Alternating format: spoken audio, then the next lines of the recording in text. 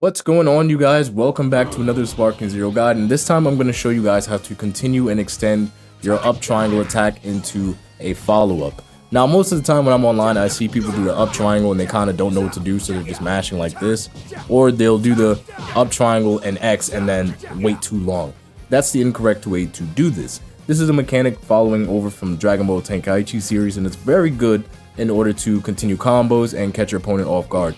It works best from behind, but you can also do this from in front as well. But again, most combo strings in Sparking Zero, I highly recommend that you begin attacking your opponent from behind, since most combos are not true from the beginning, from the front, and people can counter very, very easily. With all these tips in mind, let me teach you guys how to do it. You're going to hit square a couple of times, up triangle, hit X right away, and then mash square until they spin out. So here we go, square, square, square, up triangle, X, and then carry on. In order to practice this, I definitely recommend that you use characters that don't vanish and actually hop to their opponent. That way it's easier to see what you're doing. In this case, Gohan does a vanish and he tracks the opponent. But if I were to switch out to Trunks, you'll see that in his base form, he actually doesn't do that, and he actually hops to the opponent instead of vanishing. It's just easier to see what's going on, and it allows you to master the timing and, get the full hang of what's going on.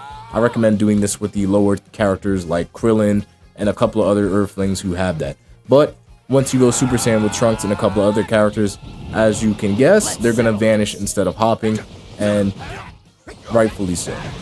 Now, the square combo is not the only way that you can convert the up smash. You can also convert it into heavy smashes with your triangle attacks and finish it off with the circle or key blaster, whatever your situation carries for. So again, the way to do this is square a couple of times, up triangle, X, and continue with a square. That's the regular version in which you're going to cause your opponent to spin out. When people spin out, they're actually vulnerable, and this isn't talked about too much in the community. I feel like this is something a lot of people should know. Sparking Zero actually allows OTGs. OTGs allow you to attack people that are already laying on the ground. For example, you see that Vegeta is laying hard on the ground. In that state, he's actually able to be attacked. So for example, I'm going to do the up smash into spin out and then follow up with the super attack. As you can see, it will connect because, again, OTGs are in the game. Very useful for hitting people off guard and getting some very easy damage. You're also able to convert this into key blasters as well. Key blast super, so if he spins out, you can Kamehameha, and again, if he doesn't have a lot of vanishing points, if he doesn't have an active skill or a lot of ki, most likely they will not be able to react. Last but not least, we have the smash version of this technique, which is the same that you're going to apply. You're going to hit square a couple of times, up triangle, X, and then finish it off with a square into triangle. This will give you the vanishing attacks and allow you to continue with a circle if you see fit.